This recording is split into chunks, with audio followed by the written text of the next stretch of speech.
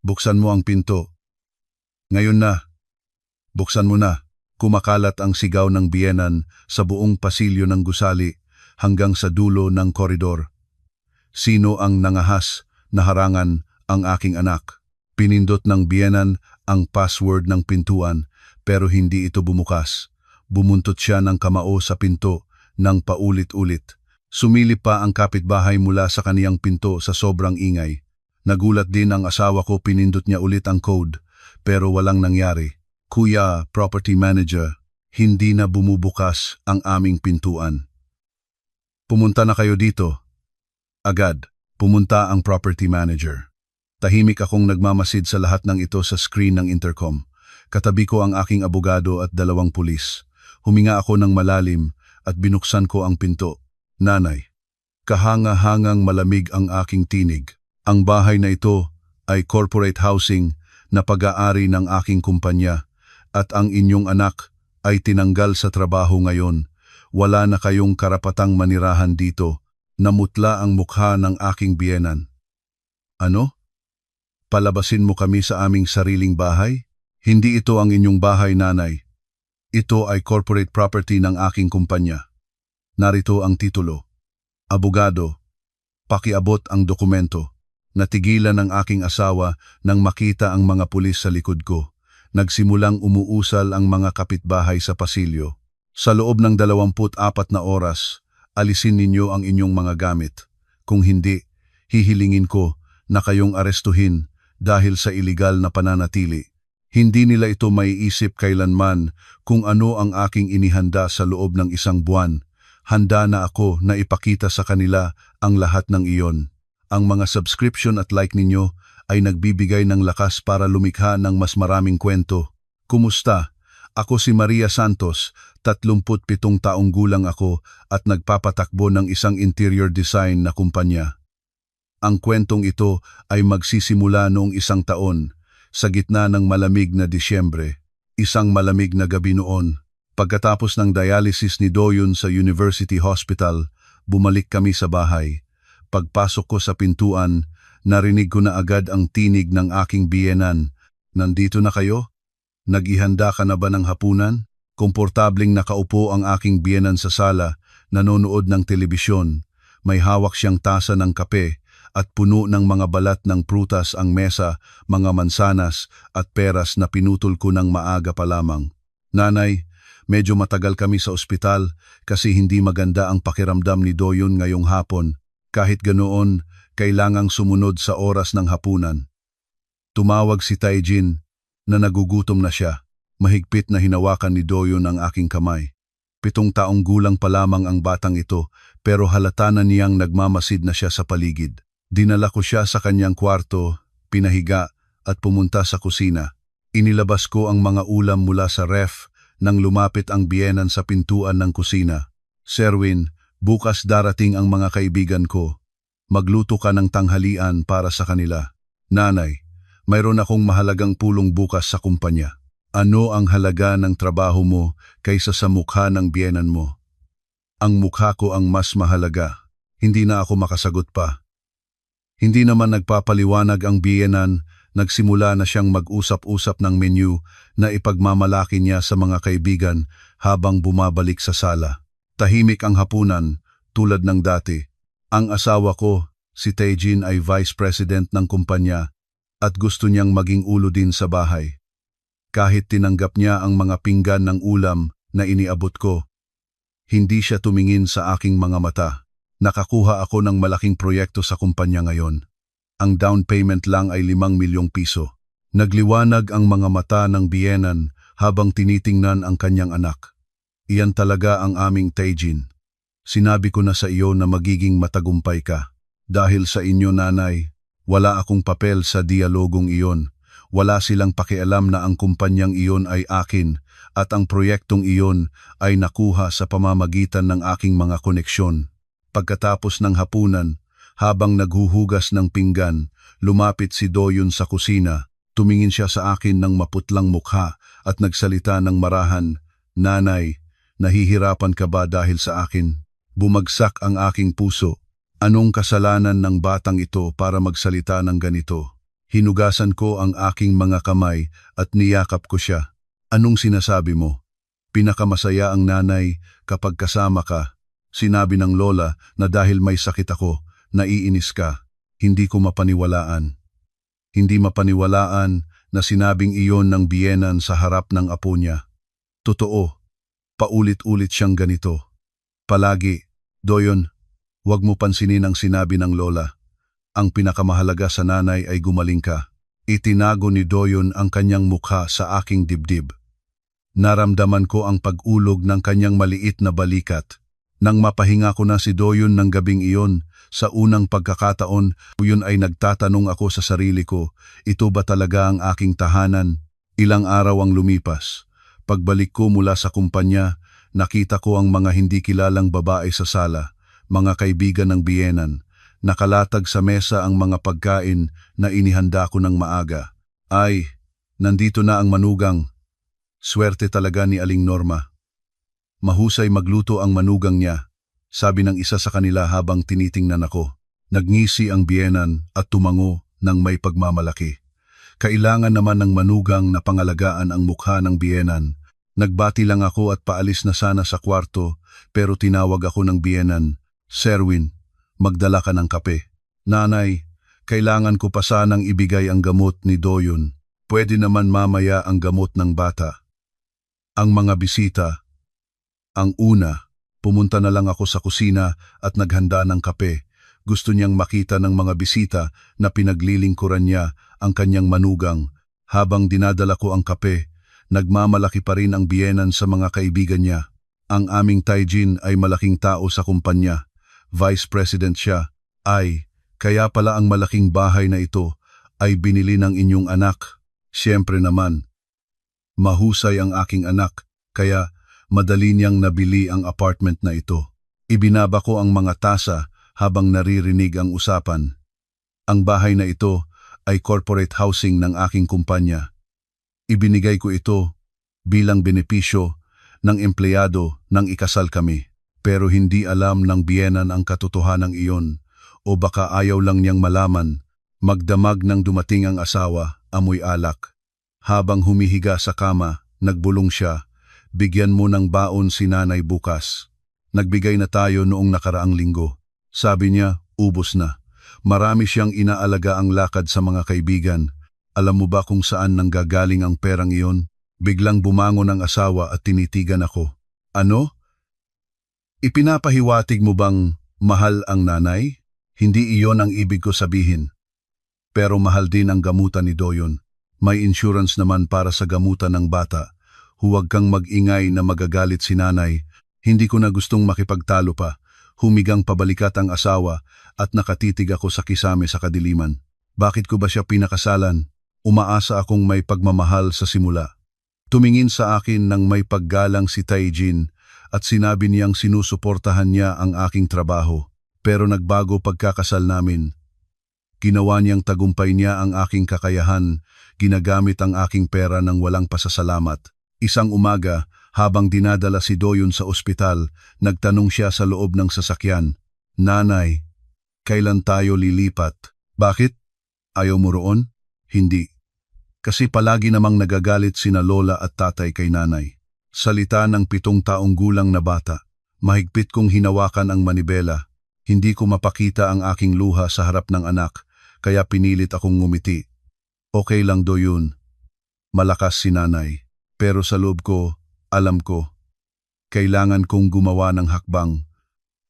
Ang relasyong ito ay hindi pagmamahal pagsasamantala ito, at ako ay gumuguho sa gitna ng pagsasamantalang iyon. Pagbalik namin mula sa ospital, pagbukas ko ng pintuan, narinig ko agad ang tinig ng biyenan.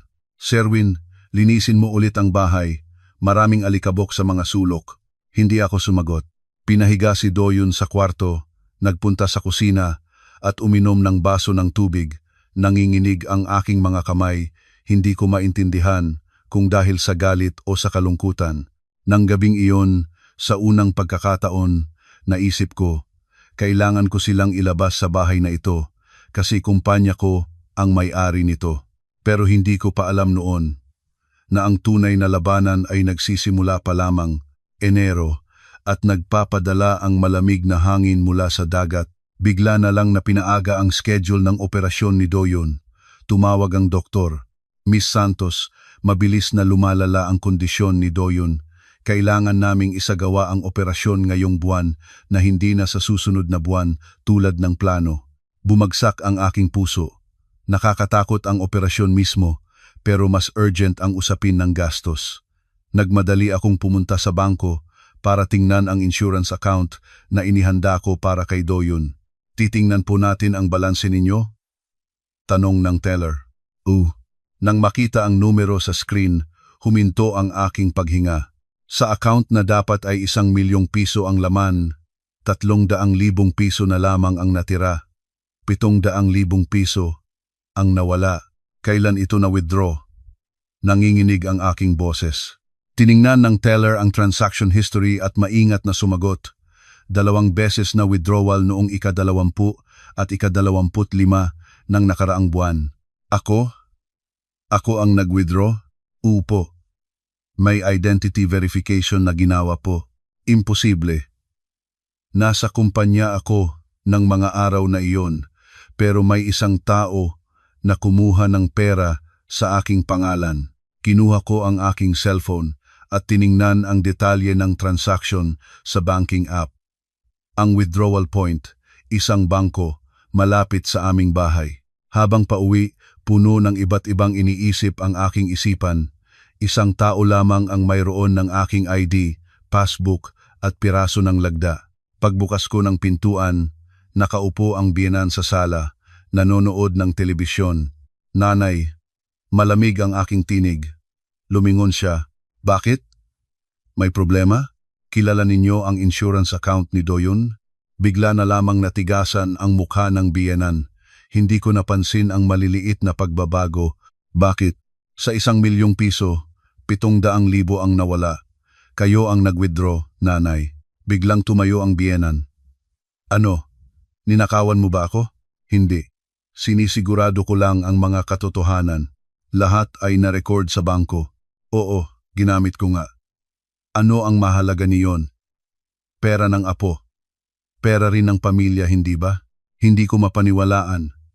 Pera para sa buhay ng anak niya at ganoon pa rin siya kalakas ng loob. Ano ang ginagawa ninyo sa perang iyon? Hindi mo iyan trabaho. Huwag makialam sa gawain ng matatanda. Si Doyon ay kailangan ng operasyon sa susunod na linggo at kulang ang pera. Tumataas na ang aking tinig. Sa oras na iyon, bumukas ang pintuan at pumasok ang asawa. Nakita niya ang sitwasyon at lumapit sa akin. Anong nangyayari? Bakit ka nagtatalo? Ginastos ng iyong ina ang pang-operasyon ni Doyon. 700,000 piso. Nagbago ang mukha ni Taijin ng sandali at pagkatapos ay huminga ng malalim. Nanay, hindi po dapat ganoon. Taijin, may kailangan akong gawin. Babayaran ko agad. Anong bagay ang mas urgente kaysa sa pang-operasyon ng apo mo? Itinanong ko ng husto. Tinahimik ang biyenan. Tumingin sa akin si Taijin. Sir Win, kalmahin mo muna ang sarili mo. Mayroon sigurong dahilan ang nanay. Dahilan? Maaring mamatay ang ating anak. At anong dahilan ang mas mahalaga kaysa sa operasyon? Ibaba mo ang boses mo. Maririnig ng mga kapitbahay. Doon ko napagtanto. Nasa panig ng kanyang ina ang taong ito. Mas prioridad ang ina kaysa sa anak o asawa. Sige, ikaw ang mag-asikaso. Ikaw ang maghanap ng kulang na pera. Mahirap iyon ngayon. Bakit? Hindi ka ba Vice President? Sabi mo may 5,000,000 pisong kontrata kang nakuha. Namula ang mukha ni Taijin. Natamaan ko ang punto. Ang kontratang iyon ay nakuha sa pamamagitan ng aking mga koneksyon, pero nagmamalaki siya na parang siya ang nagsumikap. Trabaho ng kumpanya iyon. Personal na problema ito ngayon. Kaya personal na lutasin mo ito. O, bayaran mo ang ginastos ng iyong ina. Pumasok na lang ako sa kwarto ni Doyon. Habang isinasara ko ang pinto, narinig ko ang tinig ng biyenan. Tingnan mo, Taijin. Angkop ba ang pagtutugon ng manugang sa biyenan? Ano ang aking nagawa ng mali? Tumingkad ang aking dibdib sa hinanakit. Hindi siya nagtatanggap ng kasalanan, ginagawa pang masama ang aking imahe. Nakahiga si Doyon sa kama, tinitingnan ako. Nanay, okay ka lang? Oo, okay lang. Kasinungalingan, hindi ako okay. Para sa akin, hindi maaaring gumuho sa harap ng anak. Ilang araw ang lumipas at nalaman ko kung saan ginastos ng biyenan ang pera. Sa pagsasamantala ng pagkakataon, nakakita ako ng mga resibo mula sa isang illegal na sugalan sa loob ng drawer. Mga uri ng pansamantalang papel na inilabas ng sugalan. Nanginginig ang aking mga kamay. Ginastos sa sugal ang pera para sa buhay ng apo. At sa isang illegal na sugalan pa, lumabas ako sa sala na hawak ang mga resibo. Nakaupo ang biyenan, nanonood ng telebisyon. Nanay, ano ito? Iniabot ko ang mga resibo. Namutla ang mukha ng biyenan. Saan mo nahanap iyon? Hindi iyon ang mahalaga. Ginastos ninyo sa sugal ang pang-operasyon ng apo. Tumahimik ka. Matutuklasan ni Taijin. Biglang naintindihan ko ang lahat. Alam ng asawa ang problema ng ina sa sugal, kaya tinakpan niya ito. Sasabihin ko kay Taijin, hindi ire-report ko sa pulis. Kung gagawin mo iyon sa iyong biyenan, ang pagkuha sa pera ng apo ay krimen. Sa oras na iyon, bumukas ang pintuan. Ang asawa. Nakita niya ang sitwasyon at tumayo sa pagitan namin. Sherwin, kalmahin mo muna ang sarili mo. Magpapakalma? Ginastos ng inyong ina ang pang-operasyon ni Doyon sa sugal at magpapakalma pa ako. Lumabas ang igting sa mukha ni Taijin. Alam ko na. Kaya gusto ko nang ayusin ito. Paano? 700,000 piso, hihiram sa mga magulang mo. Manlilinlang ka sa aking mga magulang. Ang utang sa sugal ng iyong ina ay aalisin sa aming pamilya. Hindi iyon ang punto ngayon. Ang urgent ay ang operasyon ni Doyon. Tama, urgent. Kaya dapat managot ang iyong ina. Tumayo ang biyenan at lumayo sa akin. Responsable? Akala mo ba gusto kong mamatay ang apo ko? May kailangan din akong bayaran. Ang sugal ang kailangan ninyong bayaran. Bantayan mo ang iyong bibig. Dapat ba nang manugang ang pagsasalita sa biyenan ng ganyan? Tumaas ang boses. Hindi na ako makatigil pa. Paano ko dapat sabihin? Magpasalamat ba sa inyo? Salamat sa pag-ubos ng pera para sa pagpapagaling ng apo. Taijin, tingnan mo ito. Walang galang ang manugang mo. Tinitigan ako ni Taijin. Sherwin, humingi ka ng tawad. Ano? Humingi ka ng tawad sa nanay. Sobra-sobra na ang iyong ginagawa. Hindi ko mapaniwalaan. Ang nagkamali ay ang biyenan. Pero ako ang hihiling ng tawad. Tumingin ako ng direkta kay Taijin. Hindi ako ang dapat humingi ng tawad. Dapat humingi ng tawad ang nanay kay Doyon. Humingi ng tawad ng ina kay apo? Nag-iisip ka pa ba? Tama lamang. Kung nagkamali, kailangan humingi ng tawad. Huminga ng malalim si Taijin at umiling. Kayo na lang lumabas, palamigin ang ulo. Lumalabas ba ako? Mula sa bahay na ito? Oo, palamigin mo muna ang ulo mo. Natawa ako sa kabaliwang ito. Ako at si Doyon ang mga biktima. At ako ang pinaalis, pero hindi ko na gustong tumigil doon. Kinuha ko ang aking bag at lumabas. Sa pasilyo, tumayo ako ng matagal at umiyak. Galit, inis, at pakiramdam ng pagtataksil ay sabay-sabay na sumakit sa aking dibdib. Maaari ko pa bang makasama ang mga taong ito?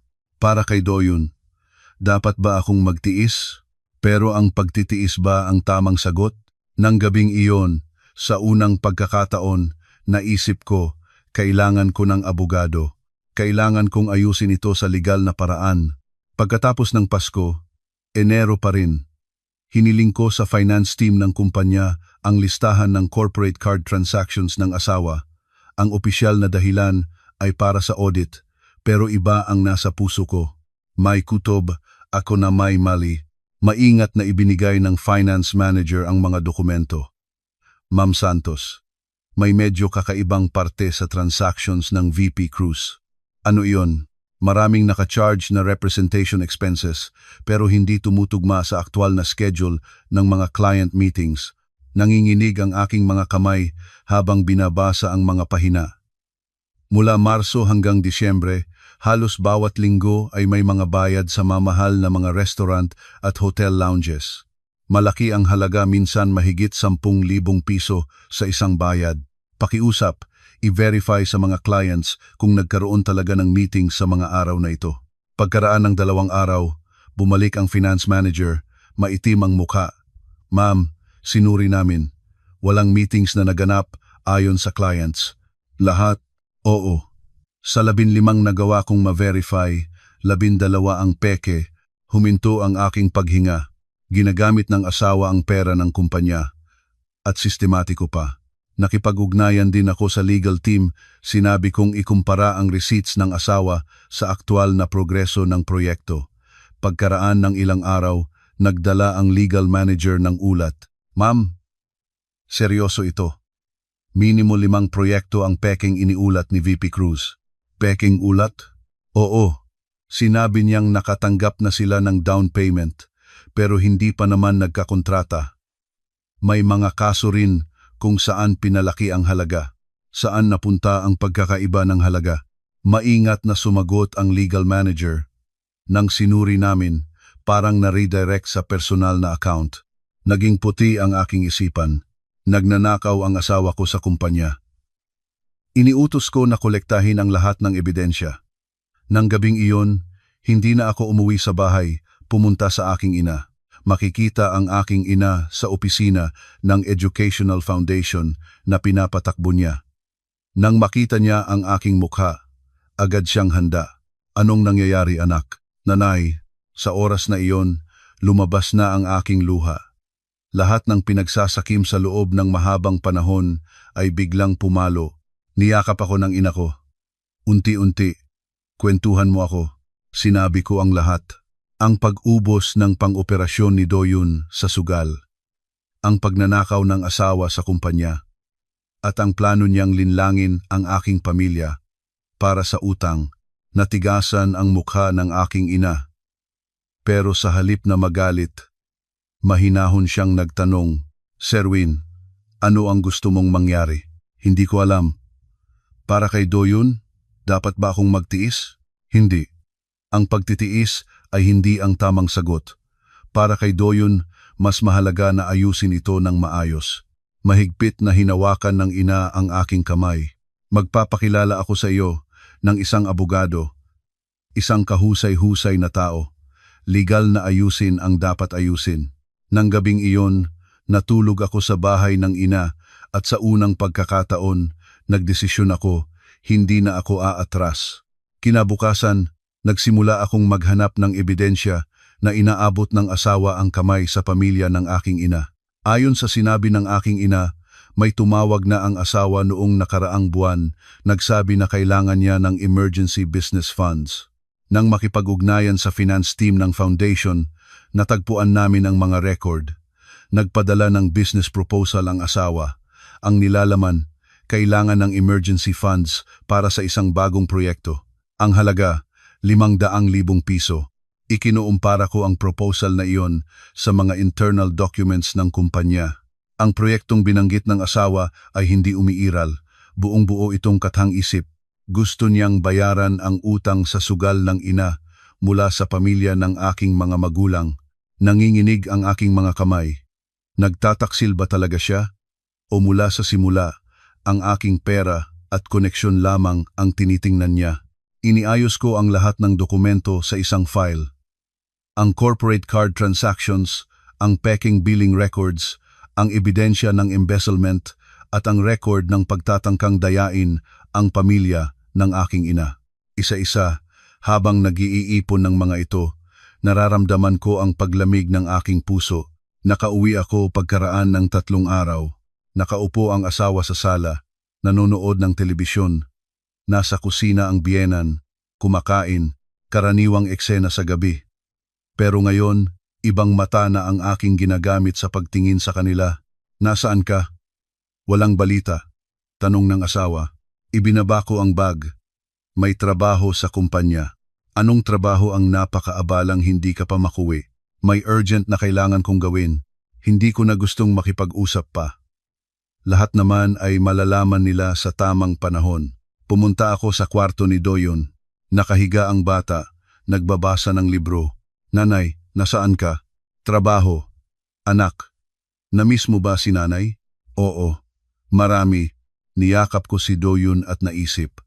Para sa batang ito, kailangan kong lumaban ng totoo. Nagtitiis ako dati para sa kanya, pero ngayon, para sa kanya, kailangan ko ng lumaban.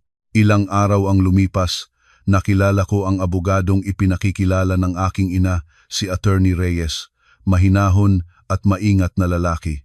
Miss Santos, nasuri ko na ang mga dokumento. Malinaw na mapapatunayan ang embezzlement. Gusto ko ring ituloy ang diborsyo kasabay nito. Siyempre, ang pagnanakaw ng asawa ay dahilan para sa diborsyo. Pero Attorney Reyes ay nagpatigil sandali. Ang pamamahagi ng ari-arian ay maaaring komplikado, lalo na ang usapin ng apartment. Ang bahay na iyon ay corporate housing ng aking kumpanya. Ganoon. Mas simple na pala. Ngumiti si Attorney Reyes. Miss Santos, handa na kayong husto. Sa kondisyong ito, mananalo kayo. Nang araw na iyon, sa unang pagkakataon, naramdaman ko ang pag-asa. Ang buhay na akala ko ay gumuguho ay maaari palang maitatayo muli. Sa daan pa uwi, sa loob ng sasakyan, naisip ko. Hindi pa nila alam ng asawa at ng biyenan ko kung anong pinaghahanda ko, kung gaano karaming ebidensya ang nasa aking mga kamay. Inaari pa rin nila akong madaling talunan, pero malalaman rin nila na hindi na ako ang taong nagtitiis. Nang gabing iyon, umupo ako sa harap ng mga dokumento at ginawa ang huling pagsusuri. Wala ba akong nalimutan? May dapat pa bang dagdagan? Maingat kong sinuri ang lahat. Ito ay hindi simpleng diborsyo. Ito ay labanan para mabawi ang aking buhay. Unang bahagi ng Marso. Parating na ang tagsibol, pero malamig pa rin ang hangin sa loob ng bahay. Bigla na naming lumala ang kondisyon ni Doyon. Emergency call mula sa doktor. Miss Santos, kailangan ninyong pumunta sa ospital ngayon. Nasa kumpanya ako noon. Nagmadaling tumakbo patungo sa ospital. Nakahiga si Doyon sa emergency bed. Maputla ang mukha. Nang makita niya ako, mahina siyang ngumiti. Nanay, pasensya na. Pinabibigat ko ulit ang iyong problema. Gumuho ang aking dibdib. Bakit kailangang humingi ng tawad ang batang ito? Mahigpit kong hinawakan ang kamay ni Doyon at nakinig sa doktor. Pansamantalang rejection reaction. Kailangan siyang maobserba sa loob ng ilang araw. Nang gabing iyon, nagbantay ako sa emergency room sa tabi ni Doyon. Tinawagan ang asawa pero hindi sumasagot. Nag-text din sa biyenan pero walang reply. Mag-isa ako. Mga 5:00 ng madaling araw, nang makatulog na si Doyon, nagpahinga rin ako ng kaunti. Kahit matigas ang upuan, nakatulog ako sa pagod. Pero hindi ako nakatulog nang 1 oras nagising si Doyon. Nanay, nasaan si tatay? Si tatay ay abala sa trabaho. Kasinungalingan. Hindi ko alam kung nasaan ang asawa, pero hindi ko masasabi ang katotohanan kay Doyon. Kinabukasan, nang maging stable na si Doyon, inilipat siya sa regular na ward. Umuwi muna ako para palitan ng damit at babalik agad sa ospital. Nang buksan ko ang pintuan, nakaupo ang biyenan sa sala. Nandito na? Pagod ka ba? Walang pag-aalala sa tinig niya. Hindi ko sumagot at tumuloy sa kwarto. Sundan ako ng biyenan. Kumusta naman si Doyon? Stable na siya. Sige, magpahinga ka na dito. Natulog ka sa ospital kagabi, di ba? Oh, kaya magpapalit lang ako ng damit at babalik na. Ay, hindi na kailangan. Nandoon naman ang mga nurses. Sa oras na iyon, sumiklab ang galit ko. Nagkasakit ang apo at sabi pa rin niya na hayaan ang mga nurses. Pero nagpigil ako. Ayaw ko nang makipagtalo sa kanya. Habang lumalabas na ako na may bag, pumasok ang asawa. Gusot ang damit. Nandito ka na pala, sabi niya, nang walang anumang pagbabago sa mukha. Pupunta pa sa ospital. Nagbantay ka kagabi, magpahinga ka muna. May sakit ang ating anak. Paano ako magpapahinga? Natigasan ang mukha ni Taejin. Bakit ganyan ang ugali mo? Iba ka ngayon. Iba ang ugali mo. May emergency ang anak mo at hindi sumasagot sa telepono. Nasaan ka kagabi? Sa trabaho. Nagtagal sa client. Alam kong kasinungalingan iyon. Nakita ko na ang corporate card transactions. Kagabi, nasa mamahal na hotel bar siguro ang asawa kasama ang ibang tao, hindi client. Naiintindihan ko. Abala ka. Lumabas na ako nang hindi na nagsasalita pa. Sa elevator, lumakas ang luha, galit, kalungkutan, at kawalan ng pag-asa, halo-halong damdamin. Pagdating sa ospital, mas maayos na ang pakiramdam ni Doyun. Sabi ng doktor, mga 1 linggo na lang at makakalabas. Huminga ako ng may kaluwagan. Nang gabi, habang kumakain kami ni Doyun sa ward, dumating ang asawa. Hawak niya ang basket ng prutas. Doyun, nandito na si tatay. Hindi masyadong nagagalak si Doyun. Nahalata ito ng asawa at mahiyang ngumiti habang inilapag ang prutas. Serwin, sandali lang. Sa pasilyo, sinabi niya, kailangan tayong mag-usap. Tungkol sa ano? Malamig ka sa akin ngayon. Anong problema mo? Walang problema? Saan ako magsisimula? Pero mahinahon akong sumagot. Wala akong problema. Pagod lang. Kung pagod ka, hilingin mo kay nanay. Nabantayan si Doyun. Abala ang nanay. Abala? Nanonood lang ng telebisyon sa bahay siya. Natawa ako sa loob ko. Hindi alam ng asawa na nagastos ng ina niya ang pera sa sugal. Hindi alam na hindi pumupunta sa ospital para bisitahin ang apo. Alam mo ba talaga kung ano ang ginagawa ng iyong ina? Anong ibig mong sabihin? Wala. Walang ibig sabihin. Ayaw ko nang magpatuloy. Malalaman naman nila lahat sa tamang panahon. 1 linggo ang lumipas. Nakalabas na si Doyun. Sa daan pa uwi. Nagtanong si Doyun, Nanay, kailan tayo lilipat? Bakit ayaw mo roon? Oo. Takot ako sa lola. Parang napunit ang aking puso. Takot ang 7 taong gulang sa kanyang lola. Niyakap ko si Doyun. Lilipat na tayo. Inihahanda na ng nanay. Talaga? Talaga. Naniniwala ka ba sa nanay? Tumango si Doyun. Nang gabing iyon, naging matatag ang aking desisyon. Hindi na ako maaantala pa. Maantala pa ang gabing desisyon. Kinabukasan, sinabi ulit ng biyenan ang nakasakit na salita sa harap ni Doyun. Doyun, dahil may sakit ka, nahihirapan ang iyong nanay. Magaling ka na agad. Nanahimik si Doyun. Inimbitahan ko ang biyenan sa sala.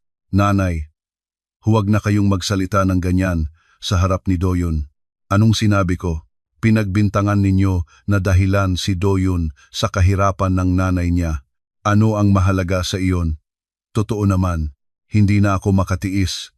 Unang pagkakataon, itinaas ko ang aking boses. Nanay, walang kasalanan si Doyun. Wala ring dahilan para sabihin iyon. Ano? Sumisigaw ka sa akin? Oo, sumisigaw ako. Itigil na ninyo ang pagsakit sa salita sa apo ninyo. Tumayo ang biyenan. Tingnan mo ito, angkop ba ng manugang na sumalungat sa biyenan? Taejin, lumabas ang asawa mula sa kwarto. Tumingin siya sa sitwasyon at tinitigan ako. Serwin, anong nangyayari? Paulit-ulit na nagdadala ng sakit ang iyong ina sa damdamin ni Doyun. Kahit ganoon, nanay ko siya, hindi ka dapat sumigaw. Anong dapat kong gawin? Magtiis pa rin? Huminga ng malalim si Taejin. Magsalita na ako ng totoo. Mas mabuti pa siguro tayong maghiwalay. Magsin, huminto ang aking paghinga. Ang asawa ang unang nagbanggit ng diborsyo. Ano? Nahihirapan ka rin dito, alam ko. At ayaw ko na ring mag-ingat sa iyo. Linisin na natin ito. Nakialam ang biyenan. Oo, Taejin. Mas maganda iyon. Hindi bagay sa inyo ang babae na iyan. Tinitigan ko silang dalawa. Katotohanan ba ito? Ako ang biktima at ako pa ang patalalabasin. Sige, maghiwalay tayo. Mahinahon ang aking tinig ng kahanga-hanga. Nagulat ang asawa. Seryoso ka? Oo. Seryoso. Makikipag-ugnayan na kayo sa aking abogado.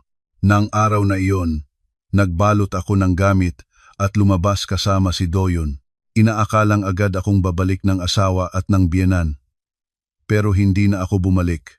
Sa paglalagay ng mga gamit sa bahay ng aking ina, naisip ko, nagsimula na. Ang tunay na labanan ay ngayon na. Kalagitnaan ng Abril at namumukadkad ang mga puno ng sakura sa daan. Nakaupo ako sa opisina ni Attorney Reyes. Puno ang mesa ng mga ebidensya na nakolekta ko sa loob ng ilang linggo. Ms. Santos, perpekto ang inyong paghahanda. Ang divorce case, embezzlement complaint at damages claim ay sabay-sabay na itataho. Tumango ako. Nararamdaman ko ang pagtibok ng puso ko, hindi takot, kundi inaabangan. Ang apartment paano iyon? Iyon ang pinakamahalagang bahagi. Nakumpirma namin na ang apartment ay nakarehistro sa pangalan ng inyong corporate entity. Si Mr. Cruz ay nakatanggap nito bilang corporate housing. Kaya kung maghiwalay, aalisin na siya? Tama, kapag hindi na siya empleyado, mawawala ang karapatang manirahan doon at kung makumpirma ang embezzlement, magiging dahilan iyon para sa immediate dismissal. Kaya sa parehong araw na matibay ang diborsyo, maaari ring ilabas sila. Eksakto, perpekto ang inyong plano. Hindi pa alam ng asawa at ng biyenan. Iniisip nila na pag-aari nila ang bahay na iyon.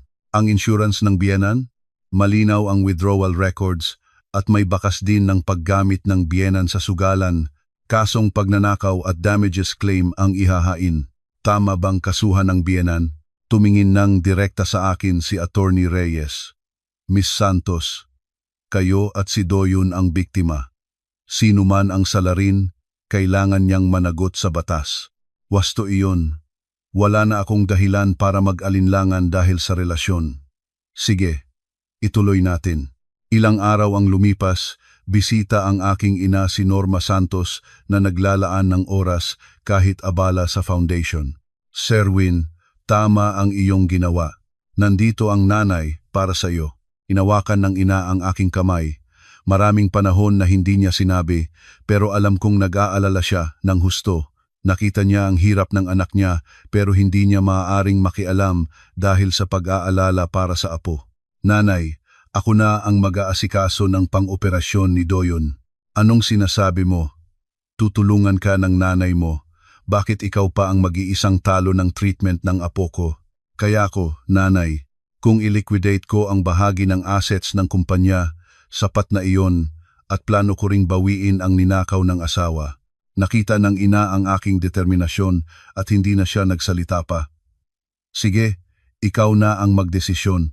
Pero kung kailangan mo, magsabi ka lang. Oo, nanay. Nang gabing iyon, nagsimula akong maghanda para sa board meeting. Para matanggal ang asawa, kailangan ng board resolution. Swerte karamihan sa mga board member ay nasa aking panig. Nang ipakita ko ang mga ebidensya, lahat ay sumang-ayon. Miss Santos, malinaw itong breach of trust. Kailangan ninyong tanggalin siya agad. Sabay ng divorce ruling, mabuting desisyon. Personal na mahirap ito, pero para sa kumpanya, kinakailangan. Pagkatapos ng board meeting, naghintay ang finance manager. Ma'am, may natuklasan pa ako.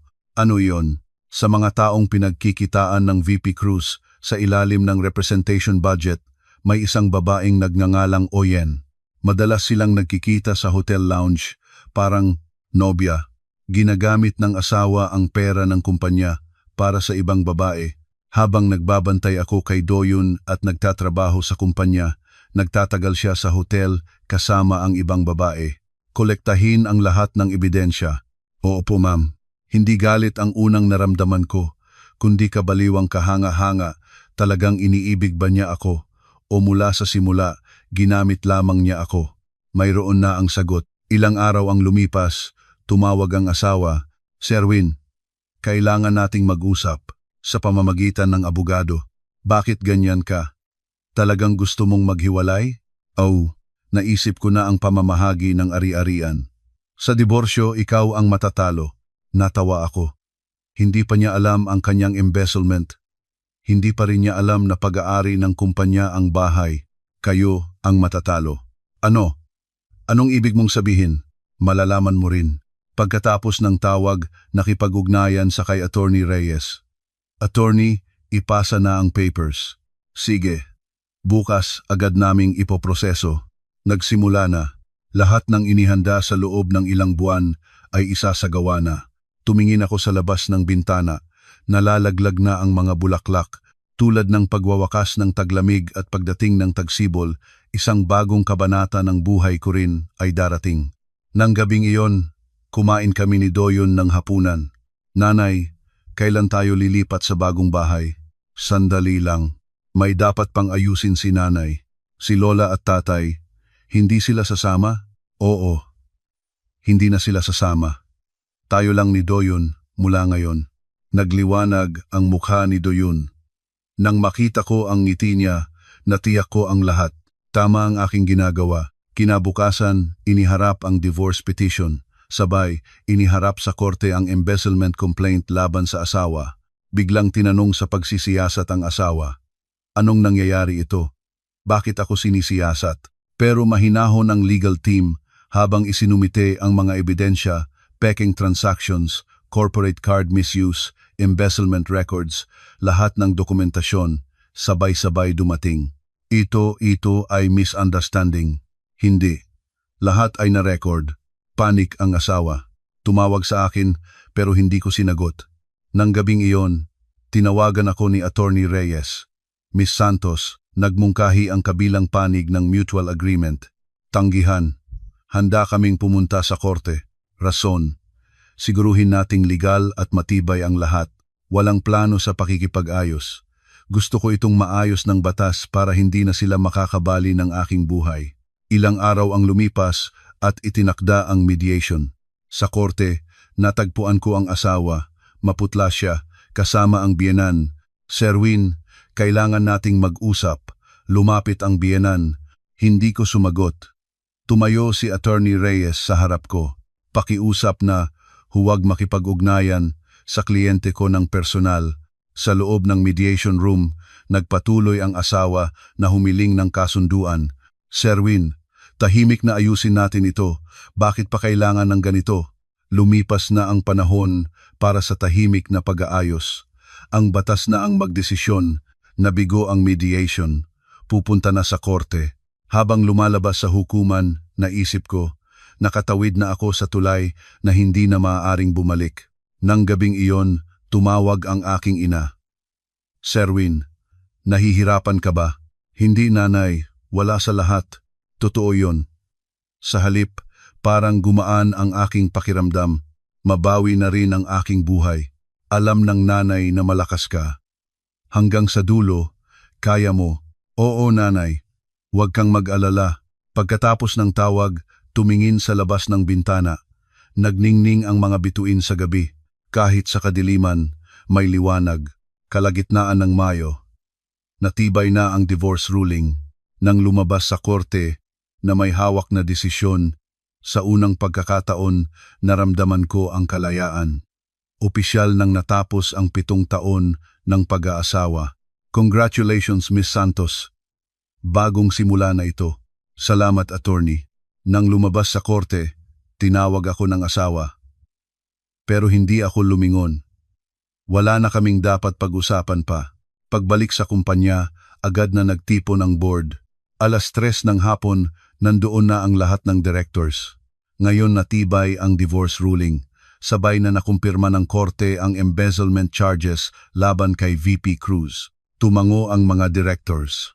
Sa makatuwid, alinsunod sa Section 47 ng Employment Rules, si VP Tejen Cruz ay tinanggal sa trabaho epektibo ngayon. Sang-ayon, isa-isang sumang-ayon ang mga direktor, unanimo. Iniutos ko sa HR team ang immediate dismissal notice at ipadala rin ang eviction notice para sa corporate housing. 24 na oras mula ngayon, Opo Ms. Santos, lahat ay ayon sa plano. Hindi pa alam ng asawa na siya ay tinanggal na patatanggalin na siya sa bahay. Mga 5:00 ng hapon, pumunta ako sa apartment kasama ang mga pulis at abogado. Nakipag-usap na rin ako sa property manager ng maaga. Naiintindihan ko, Miss Santos. Handa akong maging saksi kung kinakailangan. Salamat, binago ko na ang password ng pintuan ng umaga pa. Ang management team ng kumpanya ang nag-asikaso. Nakatayo ako sa harap ng pintuan, tinitingnan ang intercom screen.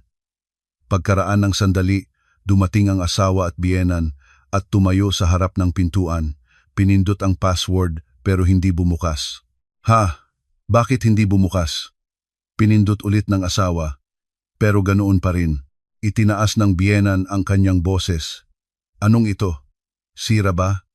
Tama naman ang pinindot ko. Tumawag ang asawa sa property manager. Pumunta ito. Anong nangyayari? Hindi bumubukas ang aming pintuan. Pakitingnan. Tumingin sa akin ang property manager. Tumango ako. Sa oras na iyon, nakita ako ng biyenan. Ay, Sherwin, bakit nandito ka? Dahan-dahang lumapit ako. Kasama ko sina Attorney Reyes at 2 pulis. Nanay, mahinahon ang aking tinig. Ang bahay na ito ay corporate housing ng aking kumpanya at ang inyong anak ay tinanggal sa trabaho ngayon. Namutla ang mukha ng asawa. Ano, tinanggal? Anong sinasabi mo? Disciplinary proceedings dahil sa embezzlement at agad na dismissal.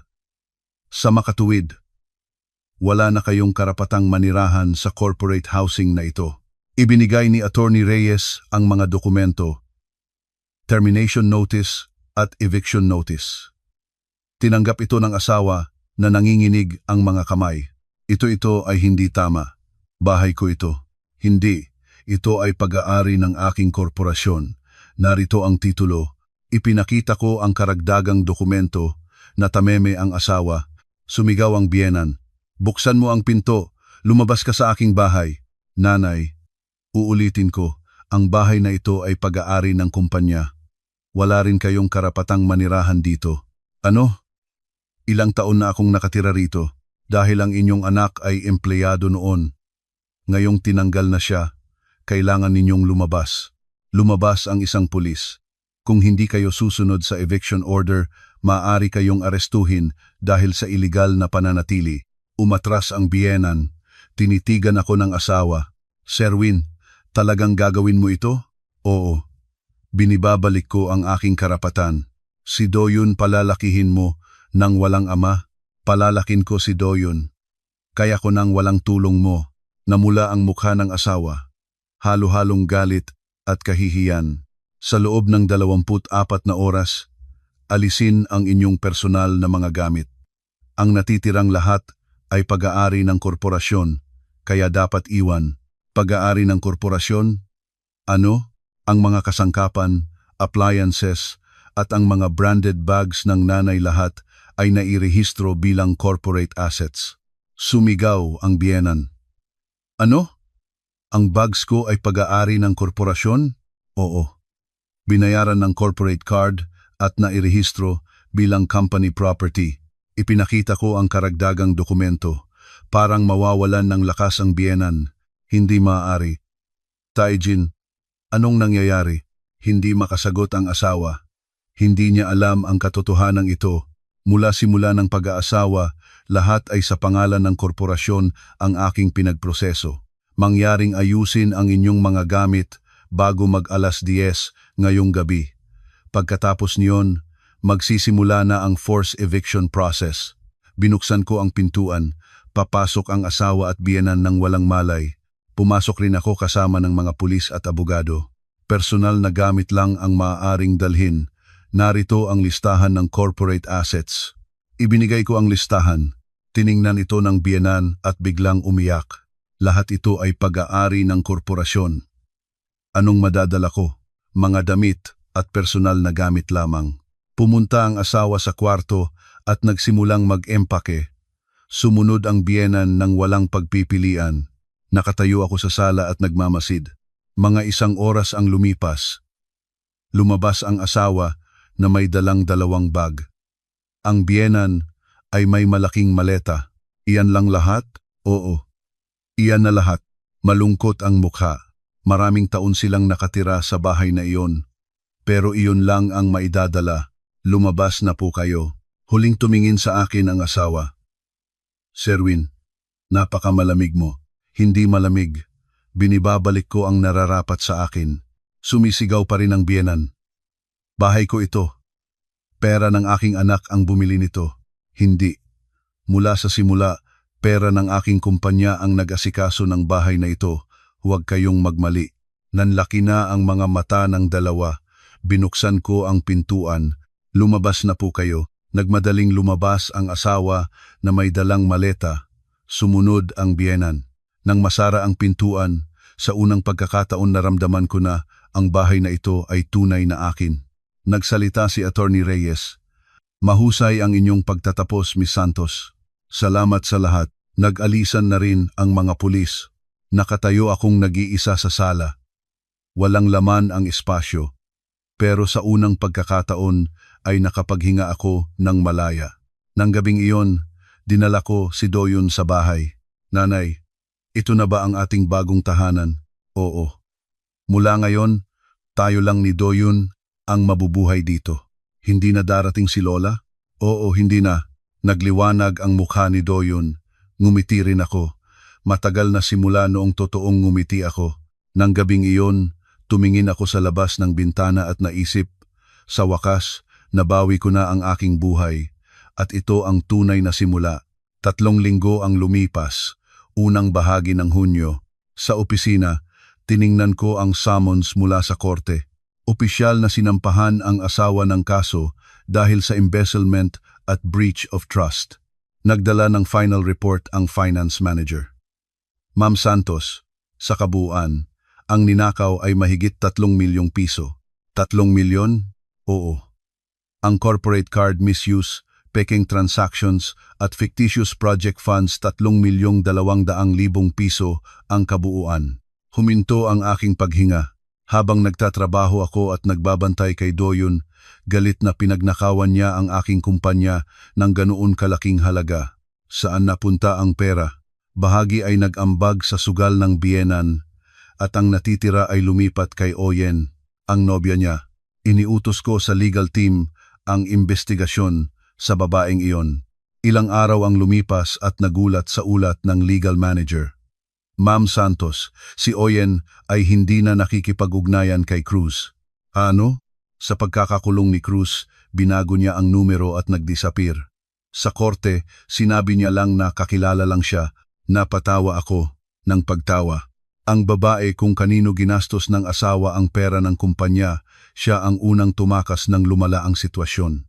Paano reaksyon ng asawa? Nagsabing nagtaksil sa kanya at nagalit, pero wala na siyang magagawa, malinaw ang ebidensya. Nang gabing iyon, tinawagan ako ni Attorney Reyes. Miss Santos, na aresto si Cruz. Arrest? Au, may arrest warrant dahil sa panganib na mawasak ang ebidensya at matakas. Sa wakas, haharapin ng asawa ang katarungan. Ilang araw ang lumipas, itinuloy ko rin ang kaso laban sa biyenan pagnanakaw ng insurance ng bata at damages claim para sa 700,000 piso. Miss Santos, sinuri namin ang assets ng biyenan. Wala ngang marami. Ang rental deposit na 500,000 piso ay halos lahat ng mayroon siya. Maaari ba ito i-freeze? Posible. Itutuloy na ba natin agad? Oh, walang pag-aatubili. Walang dahilan para maawa sa isang taong ginastos sa sugal ang pera para sa buhay ng apo. 1 linggo ang lumipas. Tumawag ang biyenan. Sa unang pagkakataon sinagot ko ang tawag. Sir Win, maawa ka naman. Kung ma-freeze ang rental deposit, saan ako manirahan? Naisip po ba ninyo iyon nang gastusin ninyo ang pang-operasyon ni Doyon sa sugal? Iyon ay nagkamali ako. Patawarin mo ako. Tunay na humingi ako ng tawad. Unang pagkakataon na narinig ko ito, pero huli na. Nanay, kapag lumabas ang desisyon ng korte, ipapatuloy namin iyon. Wala na akong masasabi pa. Sir Win, pakiusap. Ibinaba ko ang tawag. Sumasakit ang aking dibdib, pero hindi na maaaring bumalik. Nakatawid na ako sa tulay na iyon. Kalagitnaan ng Hulyo, unang pagdinig sa kaso ng asawa, nakaupo ako sa puwesto ng mga manonood at nagmamasid. Pumasok ang asawa na nakasuot ng prison attire. Maputla siya. Binasa ng fiskal ang kaso. Ang akusado, mula Marso 2024 hanggang Pebrero 2025 ay nakulimbat ng kabuuang 3,200,000 piso. Yumukod ang asawa. Nagmakaawa ang Defense Counsel para sa pagpapatawad pero malinaw ang ebidensya. Mahigpit ang mukha ng hukom. Pagkatapos ng pagdinig, nasa koridor ng hukuman ang biyenan. Lumapit siya sa akin. Sir Win, humingi na naman ako ng tawad. Hindi mo ba maaaring patawarin ako? Maraming kulubot na ang mukha ng biyenan.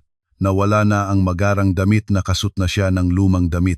Nanay, ang tawad ay hindi na sa aking kamay. Ang batas ang magdedesisyon. Ang batas? Ano ang halaga ng batas?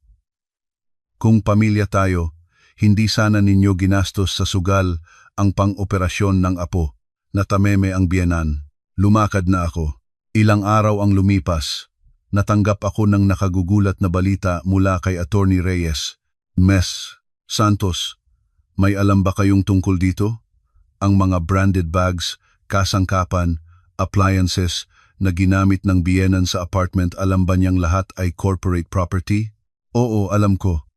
Pero parang hindi niya alam. Kaya pala. Akala niya, pera ng anak niya ang bumili ng lahat ng iyon para sa kanya. Biglang naintindihan ko. Naniniwala ang biyenan na ang anak niya ang nagtagumpay. Binili niya ang malaking bahay. Binili ang mga mahal na gamit. Pero ang katotohanan, lahat iyon ay pera ng aking kumpanya. Kaya hindi talagang alam ng biyenan? Oo. Sinabi ng asawa sa ina niya na siya ang nagbili ng lahat para sa kanya para magmukhang matagumpay siya. Pagmamalaki lang. Nagsinungaling pati sa sariling ina ang asawa para magmukhang malaking tao. Unang bahagi ng Agosto, naihatid na ng hukom ang desisyon. Ang akusado ay hinatulan ng 3 taong pagkabilanggo, ngunit sinuspinde ang sentensya at naglalagay ng 5 taong probation. Hindi agad nakulong, pero may criminal record na siya. Yumukod ang asawa. Sa paglabas ng hukuman, naghihintay pa rin ang biyenan. Pero ngayon, hindi na niya ako tiningnan. Nakatingin lang siya sa kawalan. Naging VP ba talaga ang aking Taijin? Para bang nagtatanong sa sarili. Hindi pala namin pag-aari ang bahay, ang mga bags, at lahat ng iyon. Parang napagtanto na ng biyenan ang katotohanan. Lahat ng pinaniwala ang totoo ay kathang-isip lamang. Ilang araw ang lumipas, nakatanggap ng ulat mula sa legal team. Ma'am Santos, lumipat na ang biyenan mula sa kanyang inarkila. Dahil sa freeze? Oo. Nang ma-freeze ang deposit, tinanggihan ng may-ari ang pag-renew ng kontrata. Lumipat siya sa isang boarding house. Sumakit ang isang bahagi ng aking puso. Pero ito ang bunga ng kanyang mga ginawa. Isang araw sa Setyembre, aksidenteng nakita ko ang biyenan sa daan, nasa harap ng mall, nagkokolekta ng mga recyclable materials. Nakabukod tangi siya sa mga taong nagdadaan. Dati, VIP ang biyenan sa mga department stores. Nagmamalaki ng may branded bag sa mga kaibigan. Pero ngayon, kailangan na niyang magtrabaho para sa pagkain. Lumakad na lang ako, walang simpatiya, walang intensyon na lumapit. Ito ang resulta ng kanyang mga pagpipilian. Nang gabing iyon, nagtanong si Doyon, "Nanay, kamusta si Lola?" "Hindi ko alam." "Hindi mo ba siya miss?" "Hindi." Hindi na muling nagtanong si Doyon. Alam na rin ng batang ito kung anong uri ng tao ang kanyang lola. Ilang araw ang lumipas. Iniharap ng finance team ang ulat sa pagbawi ng mga pondo. Ma'am Santos, sa kabuang 3,200,000, nabawi na ang 1,500,000. Ang natitira, walang asset si Cruz, kaya mahirap bawiin. Pero ang frozen deposit ng biyenan ay nagdadagdag ng 500,000. Ituloy natin. Malamig siguro pakinggan. Pero ito ay karapatan ko. Binabawi ko ang pera ng aking kumpanya. Oktubre, season ng mga kulay na dahon. Nakatingin ako sa labas ng bintana ng opisina at nag-iisip, ang asawa ay may criminal record na at hindi makahanap ng trabaho, nakatira sa boarding house. Si Oyen ay tumakas at nagagalit pa siya sa sarili niyang ina. Ang biyenan ay nalaman na lahat ng pinaniniwalaan pag-aari ng korporasyon ang lahat, hindi ng anak at nalugi. Naaalis na sa inarkila, nakatira sa boarding house, nagtatrabaho sa bahay ng iba at nagkokolekta ng recyclables. Ang buhay na itinayo sa pagmamalaki ay ganito ang pagbabagsak. Ang relasyong pinanatili ng kasinungalingan ay gumuguho sa harap ng katotohanan. Tahimik akong nagsalita habang nakatingin sa labas. Tapos na pala. Talagang natapos na ang lahat. Natapos na ang matagal na labanan. 1 taon ang lumipas. Tagsibol ng sumunod na taon, namumukadkad na muli ang mga bulaklak. Nakaupo ako sa waiting room ng operating area ng ospital. Kasalukuyang nagaganap ang kidney transplant ni Doyon. Katabi ko ang aking ina. Mahigpit na hawak ang aking kamay. Magiging okay si Doyon, Sherwin. Oo, nanay. 6 na oras na ang operasyon. Sabi ng doktor, maayos ang lahat. Pero nangangamba pa rin ang aking puso. Maraming pangyayari ang namagitan. Pagkatapos ng diborsyo, naging dedikado ako sa pamamahala ng kumpanya at walang pagkaantala sa treatment ni Doyon. Maraming bahagi ng ninakaw na pera ay naibalik na. Nakatanggap din ako ng damages mula sa biyenan. Pero ang pinakamahalaga ay si Doyon. Ang paglaking malusog ng batang ito, iyon ang buong kahulugan ng aking buhay. Nag-apog ang ilaw sa operating room.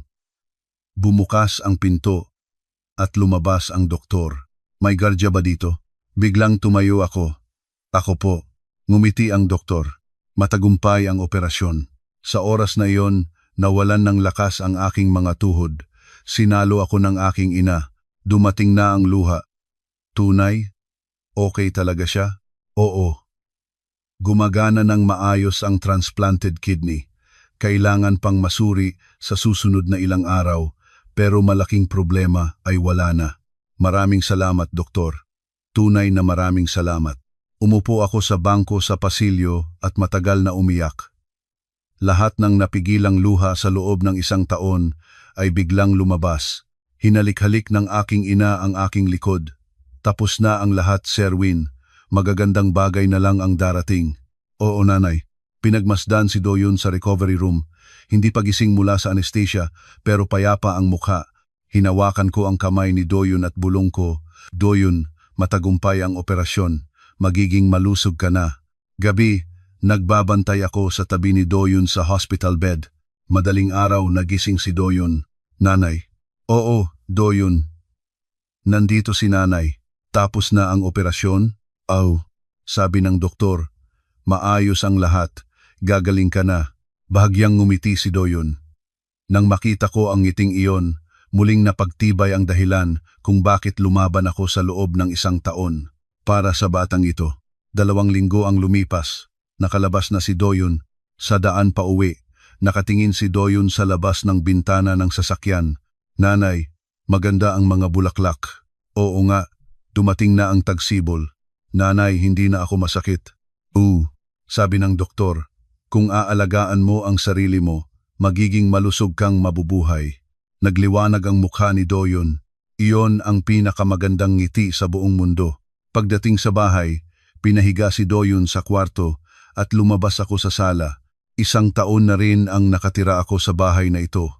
Sa una, mahirap dahil sa mabibigat na alaala. Pero ngayon ay tunay na nararamdaman ko na ito ay akin.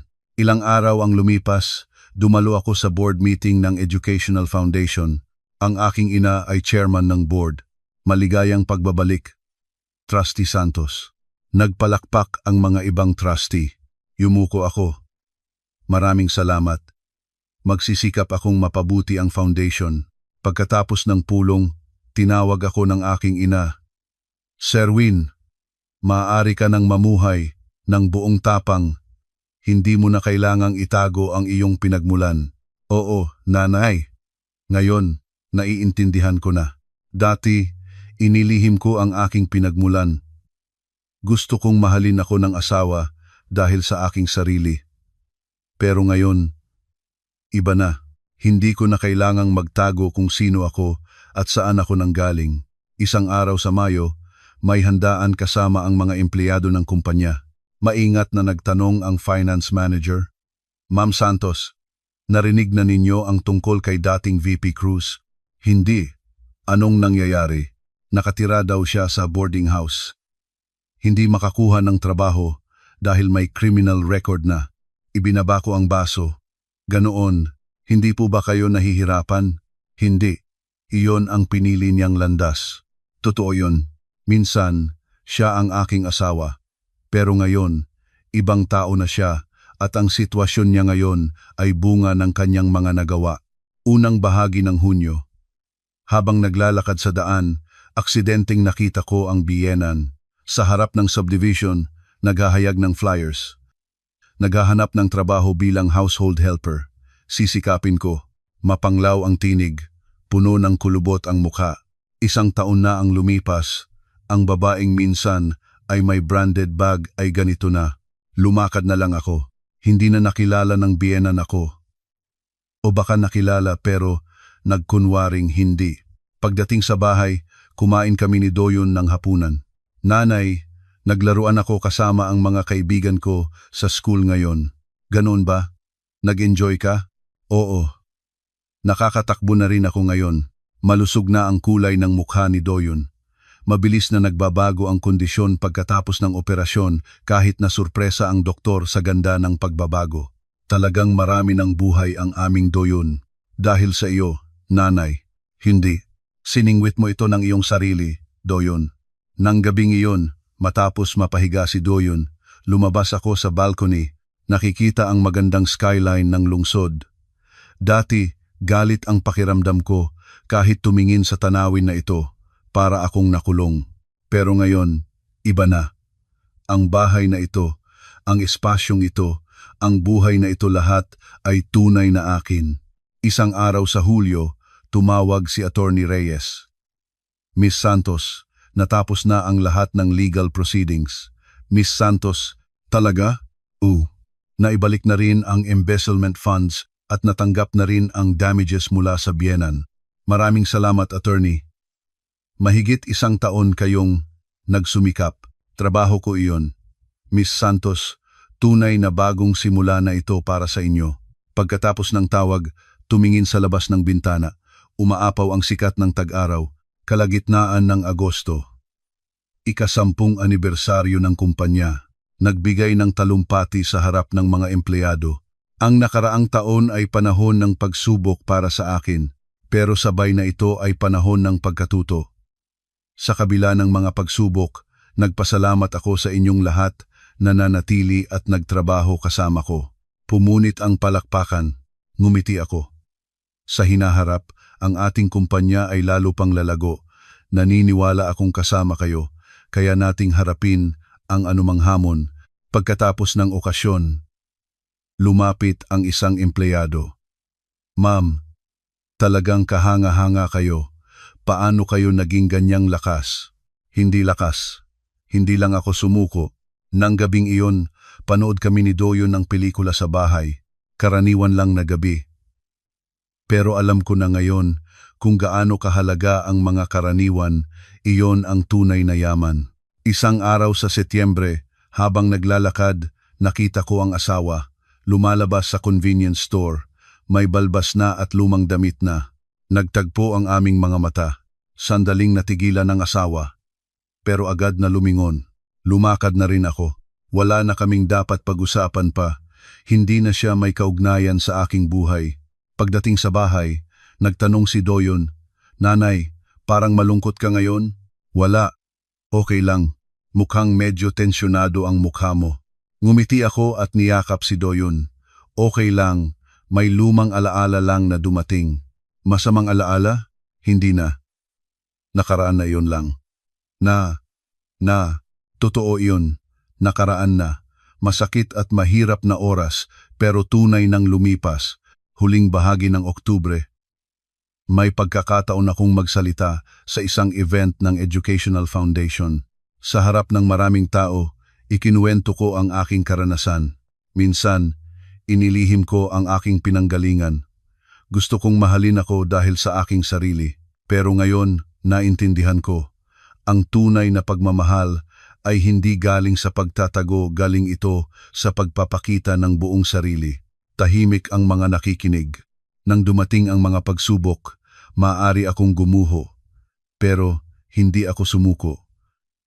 Para sa aking anak at para sa aking sarili, lumaban ako at nabawi ko ang aking buhay.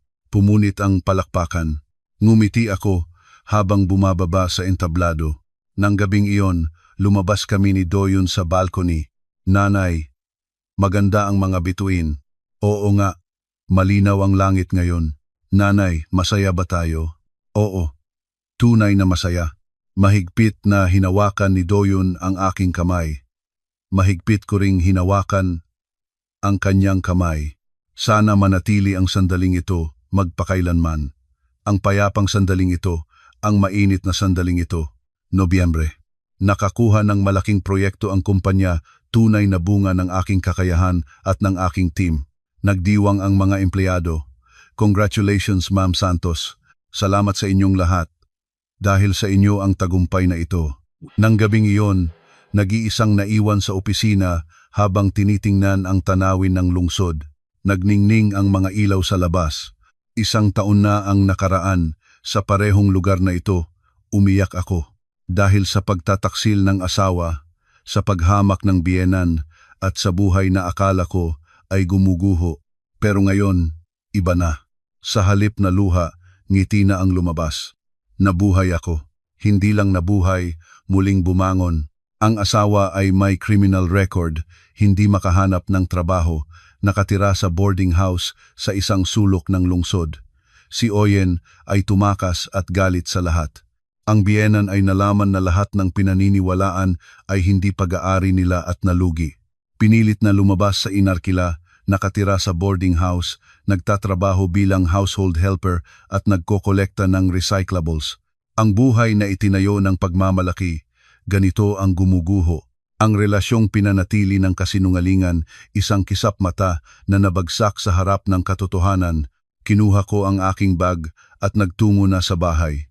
Naghihintay si Doyon, ang anak ko, ang aking kayamanan. Binuksan ko ang pintuan at tumakbo si Doyon papalapit sa akin. Nanay, kamusta ang aming Doyon ngayon? Maganda. Nakakuha ng perfect score sa pagsusulit sa school. Talaga? Ang galing ng aming Doyon? Inangat ko si Doyon. Magaan ang katawan niya. Pero ang batang ito ay buong mundo ko. Nang gabing iyon, matapos mapahiga si Doyon, humiga rin ako at nakatingin sa kisame. Naisip ko, nabawi ko ang aking tahanan, pero mas mahalaga na bawi ko ang aking buhay. Hindi na ako pahayagang matatapakan ni Numan. Hindi na ako magtatago sa lilim ng iba. Mula ngayon, buong tapang na mabubuhay. Iyon ang aking pangako sa aking sarili at sa aking minamahal na anak na si Doyon.